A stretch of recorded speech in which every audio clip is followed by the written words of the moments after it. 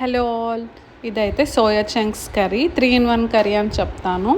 నేను చెప్పిన టిప్స్ పాటిస్తే ఇలానే డ్రైగా వస్తుంది. అప్పుడు మనం ఒక 3 టైప్స్గా యూజ్ చేయొచ్చు.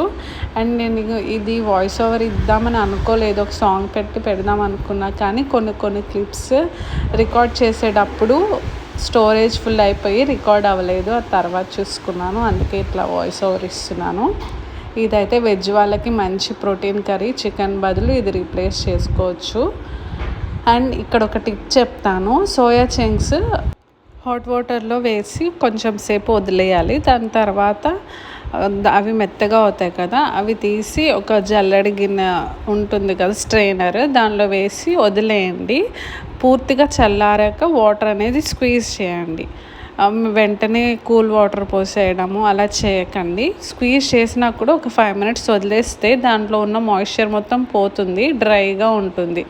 మళ్ళీ కూల్ వాటర్ పోసేసిన వేడిగా ఉన్నప్పుడు స్క్వీజ్ చేసినా కూడా ఇంకా మాయిశ్చర్ ఉంటుంది. ఎప్పుడైతే మనం కర్రీ చేయడానికి క్యాప్ పెడతామో దానివల్ల వాటర్ ఉండిపోయి డ్రైగా రాదు మనకి కర్రీ. ఇది ఒక టిప్ అయితే నేను పాటిస్తాను, అందుకే నేను కర్రీ చేసినప్పుడు డ్రైగా వస్తుంది. ఇక్కడైతే కారం వేసినప్పుడు క్లిప్ మిస్ అయిందనమాట. సో ఒకటి కర్రీగా అయిపోయింది. ఇది ఇలా లెమన్ స్క్వీజ్ చేసుకొని అలా ఉట్టి కర్డ్తో కూడా తినేయచ్చు, సలాడ్ లాగా.